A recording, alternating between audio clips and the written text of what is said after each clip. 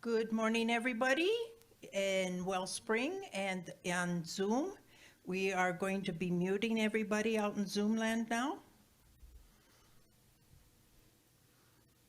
So welcome, everyone.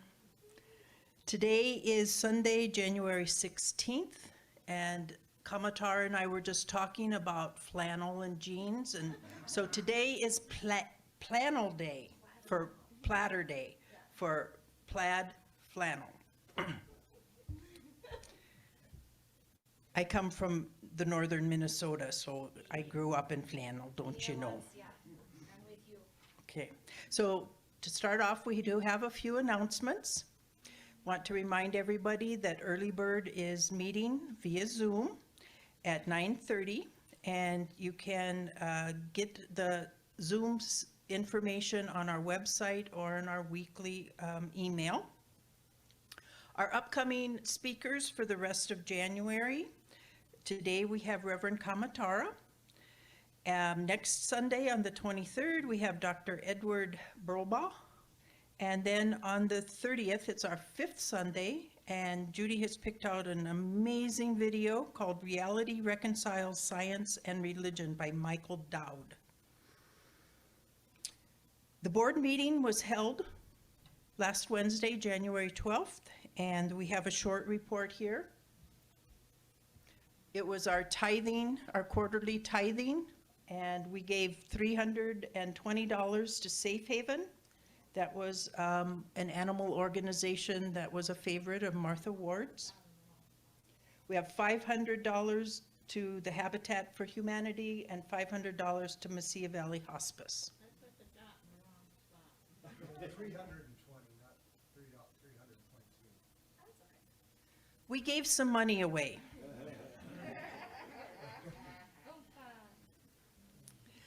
Want to let you know that our annual meeting is coming up in February. It's going to be on Sunday, February 13th. It'll be after the service, after a light lunch. We will be hearing the financial report, go over the year in review, and talk about future plans. In talking about the future plans, the following week, Kamatara will be with us, and she will lead us in a community visioning. And then the last order of business for our annual meeting is that we will be electing new board members. There are 3 positions available. If you're interested for running for the board, please see our current president, Edward.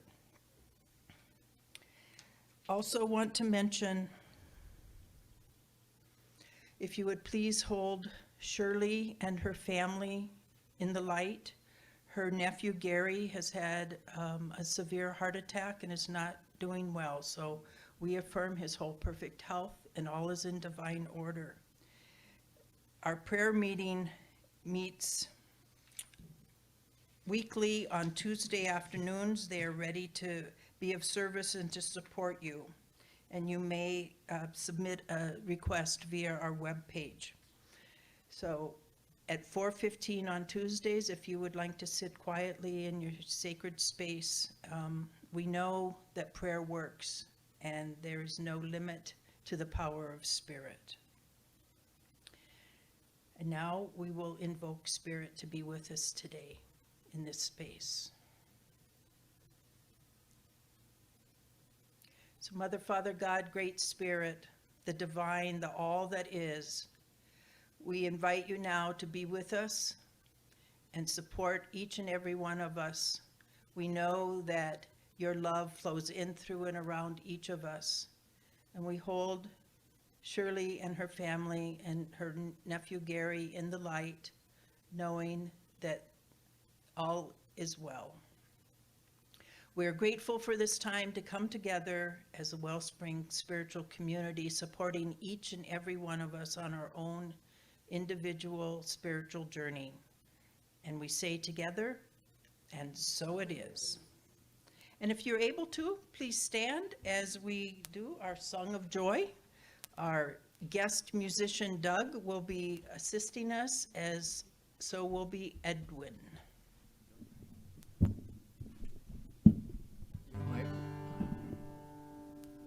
You might notice notice that Barry's not here. So we are piecing it together here. God be like a river, peace like a river. God is like a river in my soul. I've got peace like a river, peace like a river. I've got peace like a river in my soul. I've got joy like a fountain. I've got joy like a fountain. I've got joy like a fountain in my soul. I've got joy like a fountain. I've got joy like a fountain. I've got joy like a fountain in my soul. I've got love like an ocean, love like an ocean. I've got love like an ocean in my soul. I've got love like an ocean, love like an ocean. I've got love like an ocean in my soul.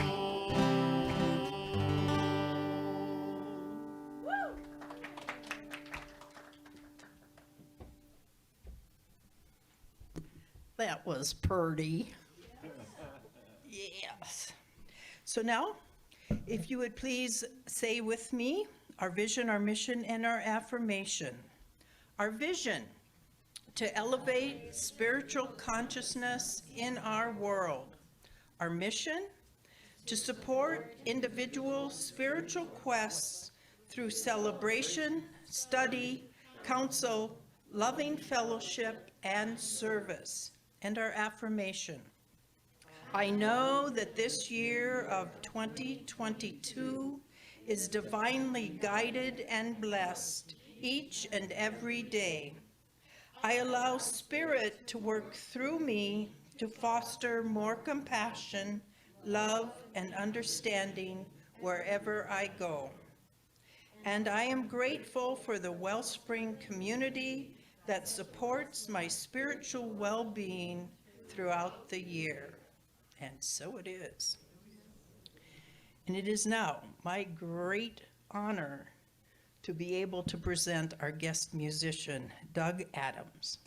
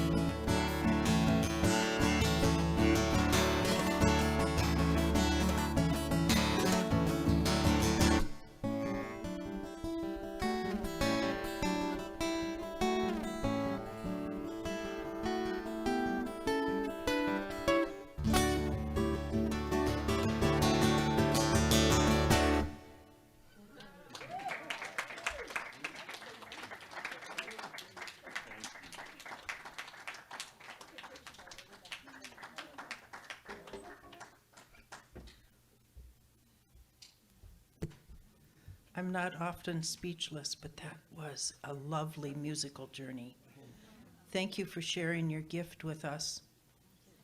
I could listen to that some more. Kamatara said, okay, church is over.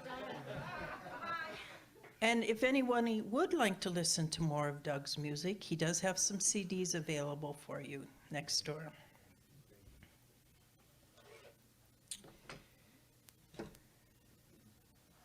Well, it's time to do the reading. I have a couple of selections here from The Prophet by Khalil Gibran.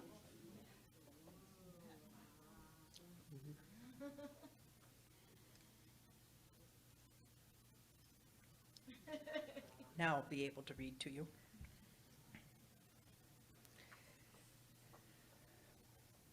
The astronomer said, "Master, what of time?" And he answered, "You would measure time, the measureless and the immeasurable. You would adjust your conduct and even direct the course of your spirit according to hours and seasons. Of time, you would make a stream upon whose bank you would sit and watch it flowing. Yet the timelessness in you is aware of life's timelessness and knows that yesterday is but today's memory and tomorrow's dream. And that which sings and contemplates in you is still dwelling within the bounds of the first moment which scattered the stars into space. Who among you does not feel that his or her power to love is boundless? And yet, who does not feel that very love, though boundless, encompassed within the center of his or her being and moving not from love thought to love thought, nor from love deeds to other love deeds? And is it not time, even as love is, undivided and paceless? But if in your thought you must measure time into seasons, let each season encircle all the other seasons, and let today embrace the past with remembrance and future with longing." And then a man said, "Speak to us of self-knowledge." And he answered, saying, "Your hearts know in silence the secret of the days and the nights, but your ears thirst for the sound of your heart's knowledge. You would know in words that which you already know in thought. You would touch with your fingers the naked body of your dreams, and it is well you should. The hidden wellspring of your soul must needs rise and run murmuring to the sea. And the treasure of your infinite depths would be revealed to your eyes. But let there be no scales to weigh your unknown treasure, and seek not the depths of your knowledge with staff or sounding line, for self is a sea boundless and measureless. Say not, 'I have found the truth,' but rather, 'I have found a truth.' Say not, 'I have found the path of the soul.' Say rather, 'I have met the soul walking upon my path.' For the soul walks upon all paths. The soul walks not upon a line, neither does it grow like a reed. The soul unfolds itself like a lotus of countless petals." And so it is. And now, I get the great pleasure of introducing one member of our spiritual leadership team, Reverend Kamatara, who comes to us from Albuquerque to be part of our spiritual community here in Las Cruces. So welcome to Reverend Kamatara.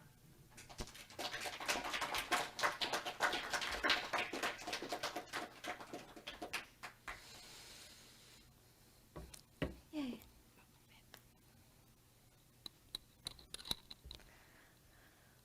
Well, I feel like we don't even need church between Paco de Lucia here playing that song that just about melted my heart, and then that reading that Vicky picked out that was just stunning. Okay, wow. I'm very humbled. And after the early bird discussion, I'm like, what am I even doing here? But here I am. So we're just going to do this. All right.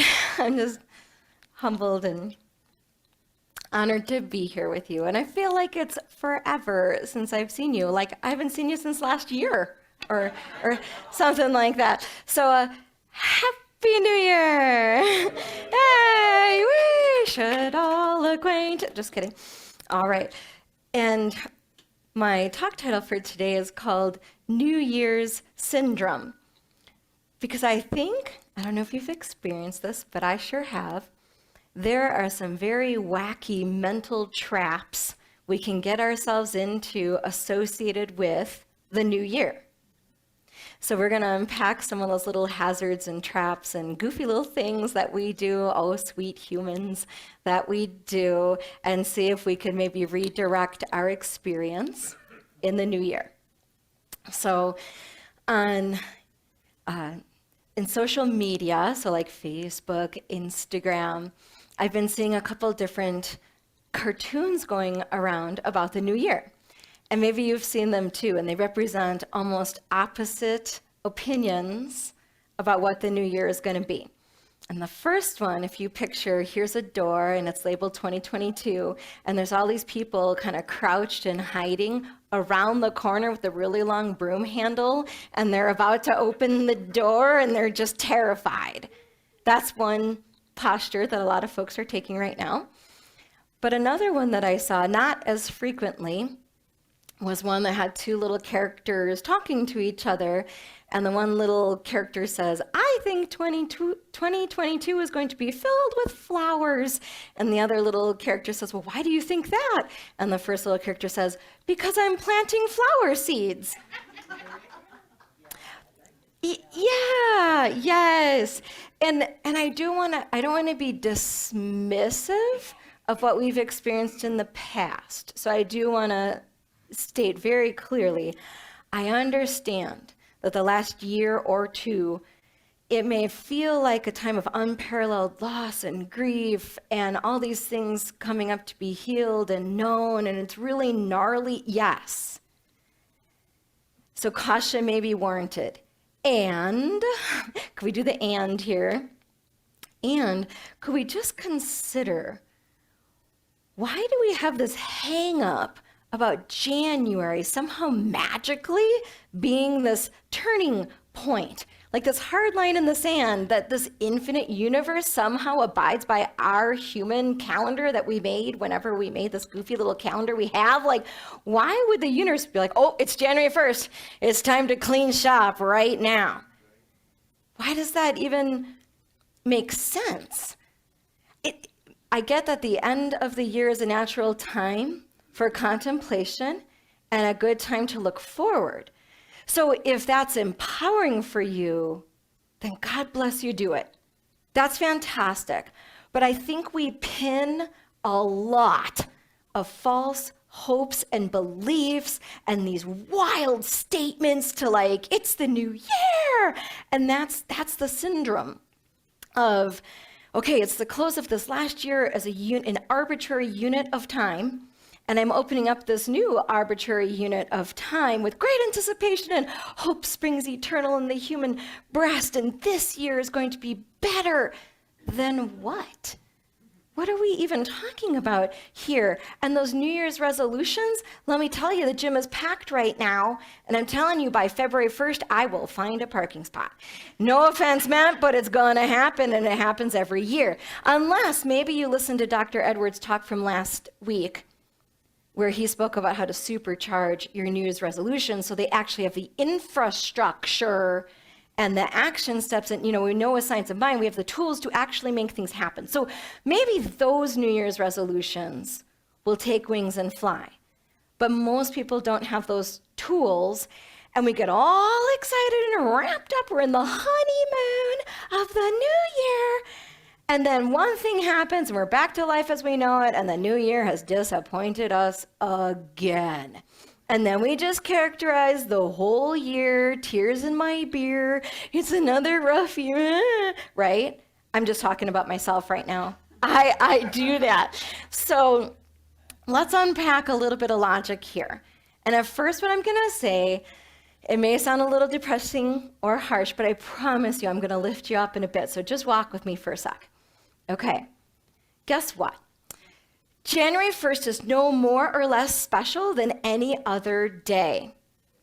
Is it more or less special than February 1st? Your birthday? Happy birthday, Dr. Edward. It was on Friday. Your secret is out. Okay. So, snap. Yeah, I just did that. Okay. And yes, it's a special day because I love you. But is it, in the grand scheme of things, it's like, when you're filling up your gas tank and you put it on autofill and it clicks off at, let's say, $32, and you're like, on the nose, 32, and you're like, ooh, isn't that neat? It's $32 on the nose. That's so cool. Okay, I hate to burst your bubble, but 32 on the nose is no more or less statistically possible than any other number it could click off at.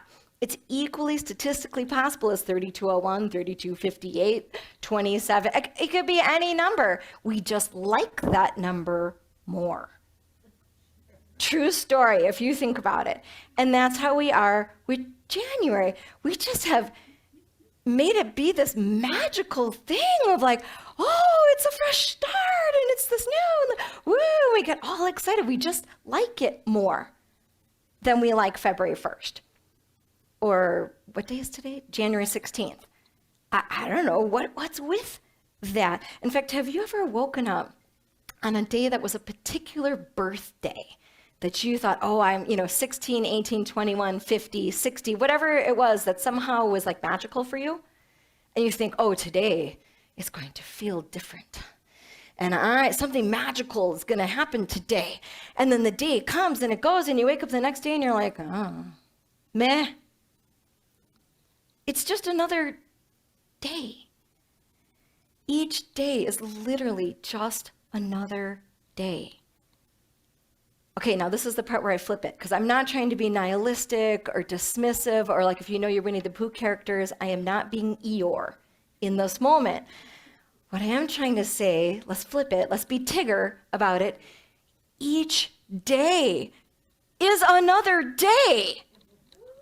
Oh my gosh, that's amazing. That's empowering that each and every day has a statistically equal chance of hope, of great things happening, of turning a corner, of starting something new, of doing what makes your heart sing, of learning and growing and being more compassionate and more loving and awesome, whatever it is. And the early bird group is talking about the power of now, right now, and something they read absolutely today. I went, oh, that's what my talk is about. It says, there is nothing you can ever do or attain that will get you any closer to salvation or the thing you think you want than it is at this moment.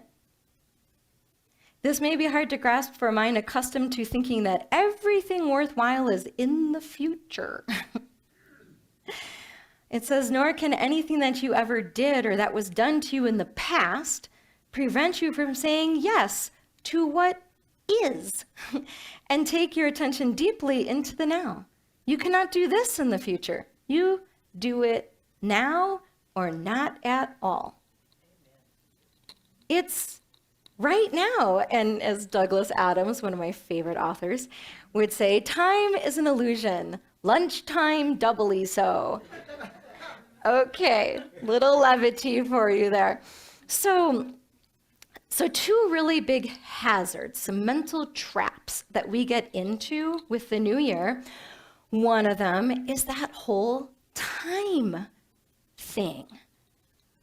What meaning are we giving to the passage of time? When we give deadlines and dates and cutoffs and what has to be this thing, oh, that ship has sailed, it's done, it's over. Like, oh, okay. Oh, I'm too old to do this thing. Oh, I can't. Why? Why? I do have to say, sometimes time can be helpful. I do love me a SMART goal. I do have to say, is it specific, measurable, attainable, relevant, and time bound, because it makes it really specific. Like, I will walk 3 times a week for the next month. Yes, okay, that could be empowering. Sometimes a time frame is really empowering to get myself cooking with gas. But sometimes a time frame is the most defeatist, deflating, ridiculous, constrictive. Oh, it just throws me under the bus. Because sometimes divine right order is not Kamatara's right order. Gosh darn it. You know, when I'm asking for patience and then God makes me wait, and I'm like, really? Or I have a Thursday rule about trying to put my talks together. I want to have it at least, 85% ready by Thursday. And then Spirit just laughs at me and is like, oh, I'm sorry, sister, you got to wait until this day because it's not coming to you yet. Get over yourself. Like, why am I putting this false time frame or this constricture? Like, I am putting this limitation on myself because I've made this time thing mean something. So what does a new year really mean? It literally means 365 days. If I live that long. Right? And so I think it's important, if we do see that there's a time frame that's happening, just to take a step back and consider, is it empowering or is it constrictive? If it's empowering, God bless you. Keep doing it. But oftentimes, it's constrictive. It's a false limit. Why does it have to happen in that time frame? And then the other mental trap that I want us to think about is, how am I characterizing what I've just experienced, like 2021? How can you characterize an entire year? We live in a bumper sticker world where people just want to slap a little label on it like, oh, 2021 was a dumpster fire. I've even made the joke that 2020 was the longest 2 years of my life. Okay, I need to stop saying that. Delete, cancel, knock it off. I'm saying that to myself. Okay, because if I were to try to characterize all that I experienced in a year in just, what, a sentence? I don't think that's even possible. That's not even fair. That's not even fair to honor all that I experienced. And if any of you have read Brené Brown, you know that she's a social scientist or researcher who actually has really inspirational talks and books that you could read about releasing shame, blame, guilt, living in a state of vulnerability and empowerment. And she's an amazing author. And one of the things that she noticed after research with thousands, I think hundreds of thousands of participants over her 20-year career, she said that when people were trying to characterize the emotion they were experiencing, it came down literally to 3 emotions. 3. People were happy, sad, or angry. Really? Is that the extent of our emotional intelligence or our spiritual maturity? And so I think sometimes, well, I'll say an I statement. I don't want to impugn your honor, but sometimes I will look back on a year and just be like, oh, that was a horrible year. Why was it horrible? Based on what evidence? How many things, if you were to stack up your list of here's all the things that happened, like, did I sit with it? Was it really horrible? Like, what is that? And whatever it is that I'm experiencing now in January is precisely a result of what happened in December and November and October. It's not like this month just happens in a void. It's all connected. So when I make that sweeping generalization like, yeah, that year was bad, there is no space for nuance or complexity or the wholeness of life. So the English teacher in me that pulls out the book of rhetoric says that's called a sweeping generalization. It's a false argument. You can't just pick out one word or one label that represents all of it. But in the more colloquial lingo, we would say that's all or nothing thinking. To absolutely dismiss an entire year because there were some things that were displeasing, That's not fair. And it's harmful because it dismisses all the other things that were rich and valuable and good and formative, because we're stepping into recognizing, I hope, our wholeness. And really, to think about it, what would a year have to do to qualify to be like, that year was awesome? How many times have you ever said that about a year? Like a whole year? That was a fantastic year. Maybe like 1995. Okay, I'm dating myself a little bit, but that was the year I graduated from college, got my first professional job, and got married. That all happened in like 1 month. I can maybe say that was a great month. I don't even think I could say that was a great year.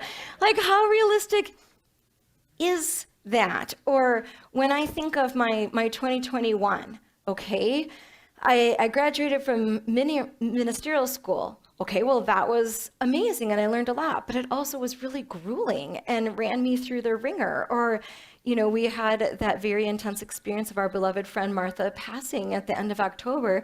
And then a month later, my prayer partner of 7 years also passed. It was hard and formative and beautiful and important and a huge blessing. And I can't slap a little label on it that would just dismiss the richness and the wholeness, the whole spectrum of what I experienced. And I love this quote from Ram Dass, so I'm going to say it again. We are learning to reverence the horrible beauty that is life. It's the both and, it's all of it. So let's just take a moment to think, what is it that we're being called to release here and to embrace? So one thing we might release is what we make time mean. So again, if there's a time constraint that we're putting on something, we have to think, is it empowering and it's helpful? Or am I just trashing myself and setting up false limitations, and I'm just setting myself up for failure? What am I making time mean? Another thing to release are those labels, the sweeping generalizations we might slap on an event, a year, a person, whatever it is, where we just label it and then dismiss all the depth and quality, the nuanced experience of it. Things to embrace. Could we embrace all of what we're experiencing it? Because things are neither good nor bad, they just are. I understand we have preferences, I get that. But can we embrace all of what we're experiencing, not just what we deem pleasing? And as C.S. Lewis likes to say, the joy now is part of the pain later. Or don't get me started about Carl Jung with the shadow and the light. We know it's all connected. It's really a flat experience if we're only going to be one-sided about it. So can we honor the wholeness of life? It's the cancer and the remission. It's the life and the death. It's the beautiful sunset and the dismal, dreary day. It's the bankruptcy and the promotion. That all of that is the divine waiting to be recognized and experienced all over again, beyond time frames, beyond labels, because when we remember who and what we are, or expand our spiritual and emotional intelligence here, we know that we are infinite. This body might only be X amount of years old, but the spirit, if I'm infinite, I could be billions of years old. I don't know, whatever, pick a number, make whatever number makes yourself happy. Like that's so, like, we're infinite. So what is this little year, this little time frame, this little label? And so I know we get really pumped about, what is 2022 going to bring to me? Well, it could bring up to 365 days. That's what it could bring to you. I think the bigger question is, what will I bring to these 365 days? Can I use those supercharged resolutions or like set mindful intentions to live on the pioneering edge of myself without constraint, without judgment, to break free of false expectations or timeframes or labels that box me in. That with the guidance of Spirit, I could co-create my experience for 2022. I could honor all that I get to experience and bless it all, to consciously walk my path that Reverend Vicky read about, to consciously walk the path that we're already on right now. In fact, as Ernest Holmes writes in the book A New Design for Living, this is a really good one he wrote about a year before he passed. And he does use the word man, but women feel included. Okay. And so the creative power of the universe is a focal point in the conscious mind of man. At the level of man, man is a co-creator with God. The creative factor within man is ceaseless in its activity, which man cannot deny without denying the flow of life itself through him. The creative ability that resides within man's thought may be used as he sees fit any given day. And he may design any kind of life that he desires to experience. Any given day. Each day is just as good as any other because you are already here. It's all already here. Anything and everything you need, want, desire, it's all here, and it doesn't matter what calendar date it is. So really the big question is, what seeds would you like to start planting? Namaste. Whew, let's take it to prayer. Well, thank you. Whew, and in our moment of affirmative prayer, remember that we have our beautiful 5 steps that you may see or not see, but we know there's the God is, the I am, and the I claim this to be true, and then I give thanks for it, and I release. So you might hear those little stops on the trolley as we go through this prayer together. In this moment, in this place, I recognize the presence of the one living source, of the all that is, of this thing I choose to call God, this something sacred going on. I know that each person here and online and within the sound of my voice is an expression of that one living source. This is the place where the divine shows up in each person, in action, in the love between us, and the journey that we share in this spiritual community that is known as Wellspring. This is the divine in action.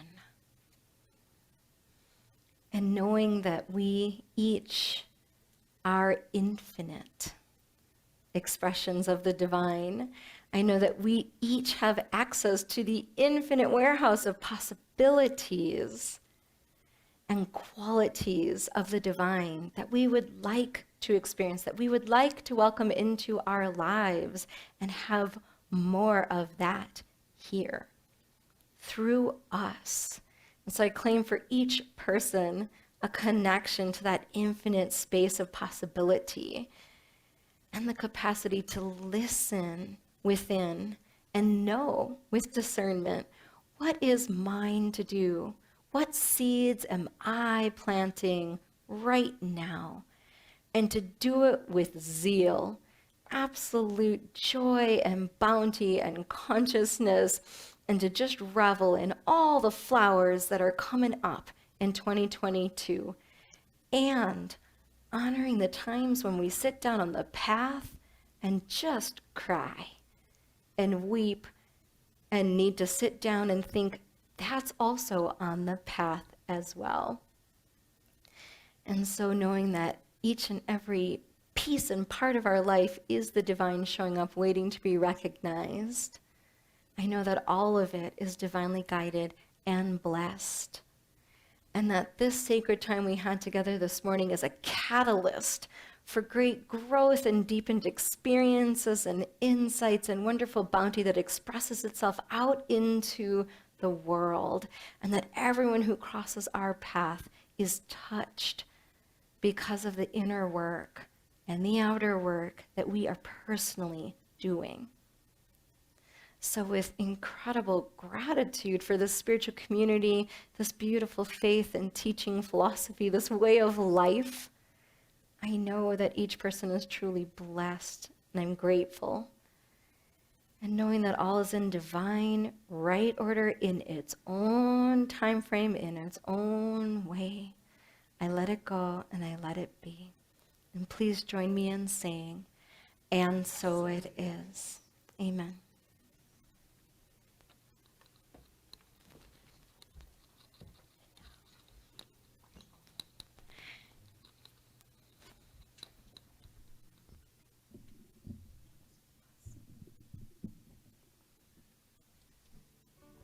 Well, that was wonderful. Thank you so much. And Barry told me in advance a little bit about what you were going to say. Of course, I couldn't know. But by coincidence, By synchronicity. well, I was going to say that if I believed in coincidences, but neither spiritual seekers or detectives believe in coincidences. If I did, the first song that I played today was called Horse Sense, because it kind of moves along at a canter. Horses have 4 speeds, the walk, the trot, the canter, and the gallop. That one moved along at a canter. But if I believed in coincidences, by coincidence, both the tunes that I'm playing today are horse songs. This next one is called Golden Horses. And there are 2 characters in the songs, the golden horses, who play the part of those days when you're harvesting flowers, and the dapple gray horses who play the days when you sit down and cry in the road. And there's a chorus we can all sing along on, and I'll show that to you.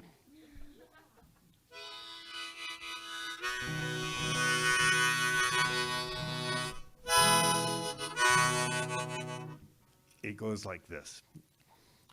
And those golden horses riding to the sun, riding to the sun. That's the chorus. That's your part.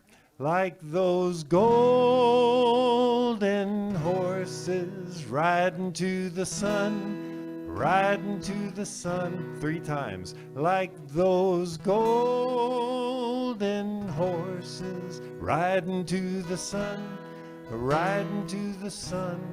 Like those golden horses riding to the sun, riding to the sun.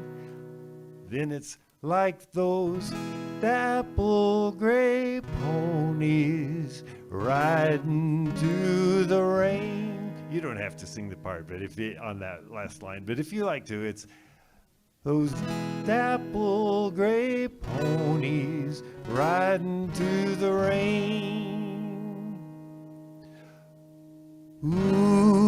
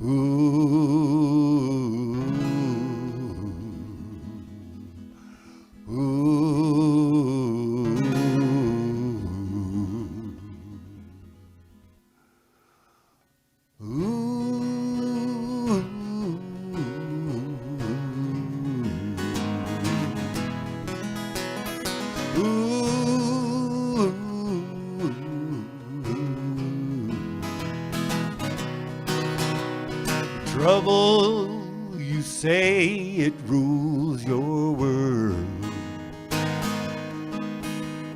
Rain and wind can seem so fierce. One rainy day, get up and ride that dapple gray, and the wind will blow away your tears. And the wind will blow away your tears.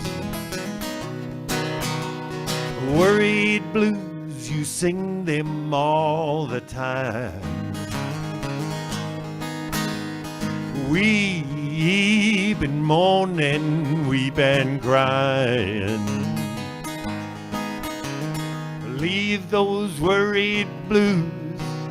Look at the rainbows and the good news, and ride that dapple gray pony like it shines.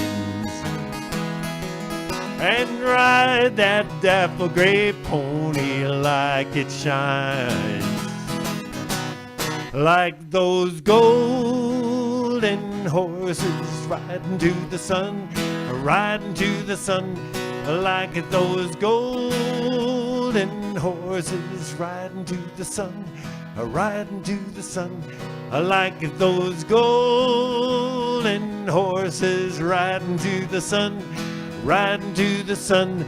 Like those dapple gray ponies riding through the rain.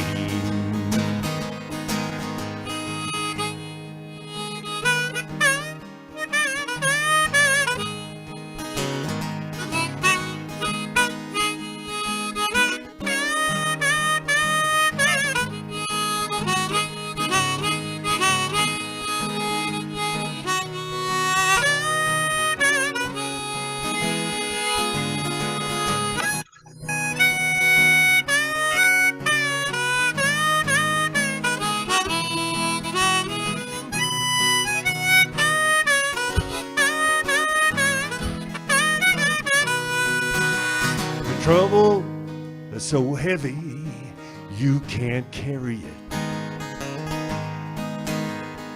Every time the sun shines, you want to bury it.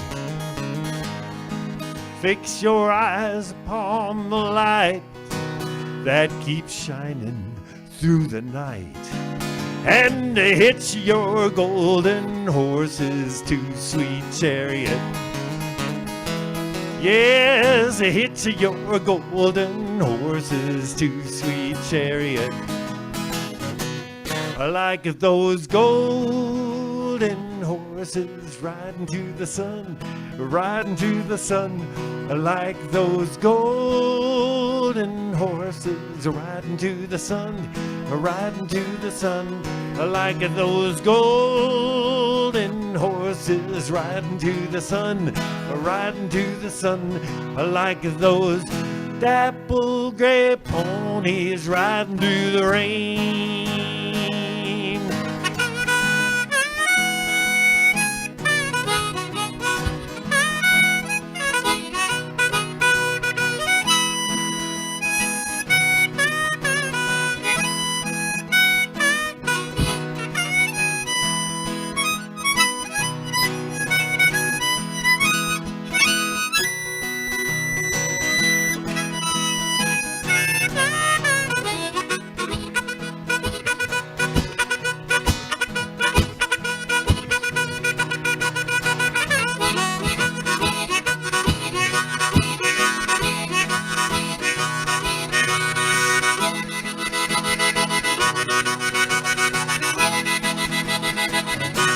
Like those golden horses riding to the sun, riding to the sun. Like those golden horses riding to the sun, riding to the sun. Like those golden horses riding to the sun, riding to the sun. Like those dapple gray ponies riding through the rain.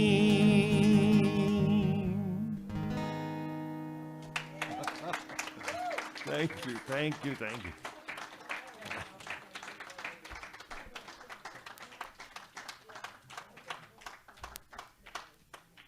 Is it time for the closing song now? Oh, okay. I'll stay here. Please do. You can move in at night.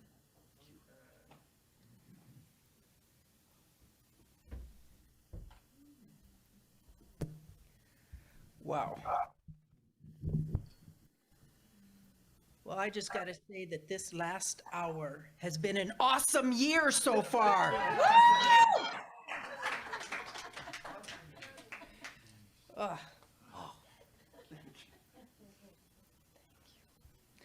Well, we'd like to acknowledge and receive our virtual gifts and in-person gifts. We give great thanks for the offerings already given and those that we will be receiving, because we know that giving and receiving are a part of that one flow. We affirm that we are also part of that flow.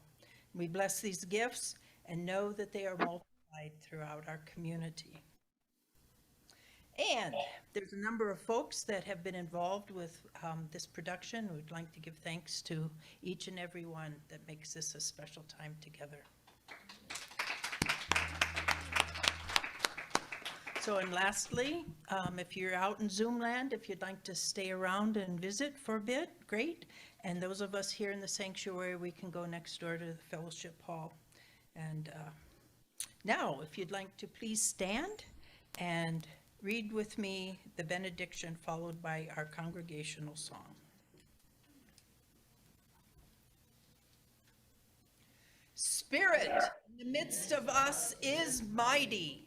Joy, peace, and eternal life are our true nature and flow through us into the world. And so it is.